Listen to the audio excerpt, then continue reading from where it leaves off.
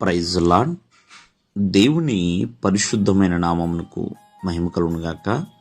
ప్రభు పేరట మీ అందరికీ హృదయపూర్వక వందనాలు. ఈ ఉదయకాలము దేవుని వాక్యాన్ని విందాం. యోహాను సువార్త 16వ అధ్యాయము 32వ వచనము.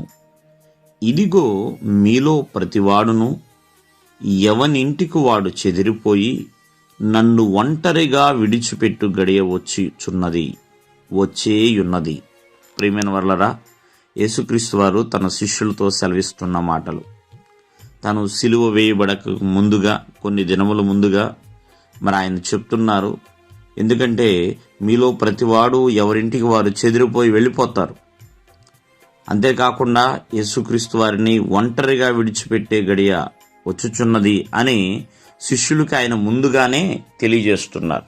ఇక్కడ మనం జాగ్రత్తగా ఆలకిస్తే యేసుక్రీస్తు వారు ఎన్నో గూఢార్థమైన సంగతులను వారికి తెలియజేశారు, కానీ వారు కొన్ని విషయాలు అర్థం చేసుకోలేని స్థితిలో ఉన్నారండి ప్రియమైన వర్లారా.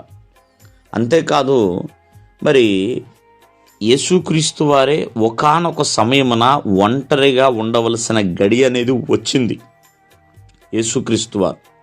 కావున ఆయన ఒంటరిగా ఉన్నా తండ్రి అతనికి తోడుగా ఉన్నాడు కాబట్టి తను ఒంటరిగా లేడు.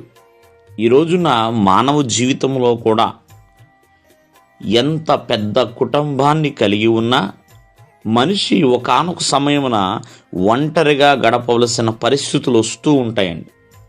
మరి అటువంటి పరిస్థితుల్లో యేసుక్రీస్తు వారికి ఎలాగైతే దేవుడు తోడుగా ఉన్నాడో మనకి కూడా దేవుడు తోడుగా ఉంటాడండి. మరి ప్రభువు మనకి తోడుగా ఉండాలంటే యేసుక్రీస్తు వారు చేసిన పనేంటి? ప్రతిరోజు ప్రభుతో మాట్లాడేవాళ్ళు, ప్రతిరోజు ప్రభువు యొక్క పని చేసేవాళ్ళు. ప్రియమైన వర్లరా, ఒకసారి ఆలోచించండి. ఈ రోజున ఆ ప్రభువు నీకు ప్రతి సమయంలో కూడా తోడుగా ఉండాలి, మీతో ఉండాలి అంటే చేయాల్సిన పని ఏంటంటే ప్రభువుతో మనం మాట్లాడాలి, అనుదినము దేవునికి ప్రార్థన చేయాలి.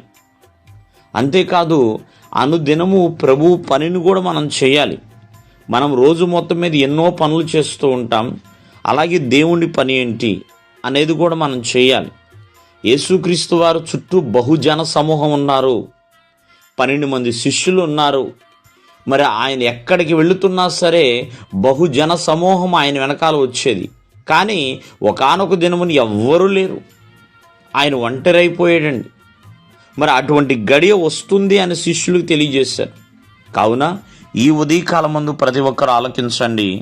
మీరు ఒంటరిగా ఉండరండి, దేవుడు మీకు తోడుగా ఉంటాడు. కావున దేవుడు తోడై ఉండాలంటే దేవునికి ప్రార్థన చేయండి. దేవుడు మిమ్మల్ని ఆశీర్వదించునుగాక. ఆమేన్.